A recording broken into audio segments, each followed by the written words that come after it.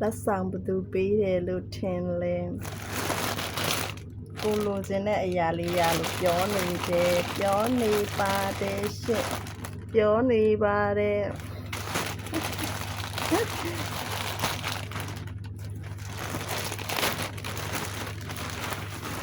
ပါလေလို့ထင်လဲလို့မကြည့်ပါဘူး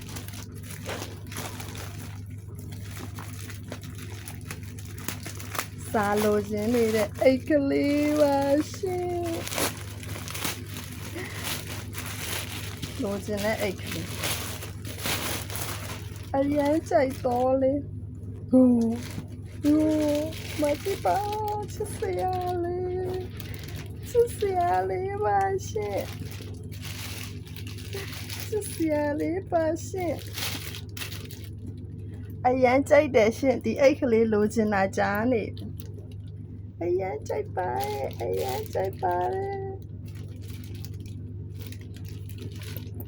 အရင်ကြိုက်ပါတယ်အယောင်လေးလည်းကြိုက်တယ်ရှင်အယောင်လေးလည်းကြိုက်လိုက်တာနီညိုရောင်လေး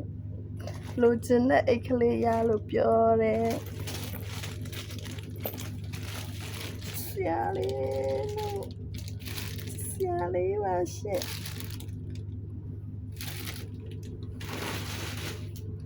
နောက်တစ်ခုကဘာလေးဖြစ်လက်ဆောင်နေအများကြီးရလို့ပြောနေ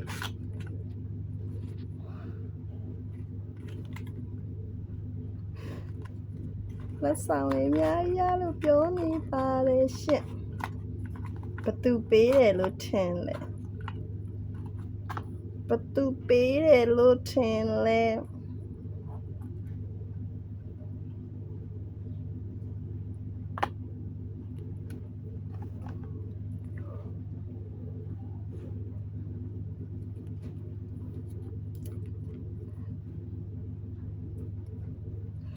ကြိုက်လိုက်တာ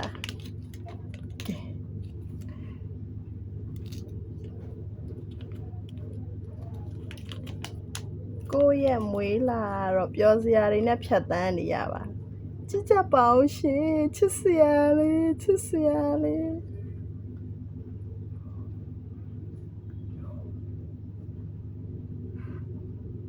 လာနေရောကြိုက်လိုက်တာကျေးဇူးပါရှင်အိတ်ကလေးလည်းကြိုက်တယ်ရှင်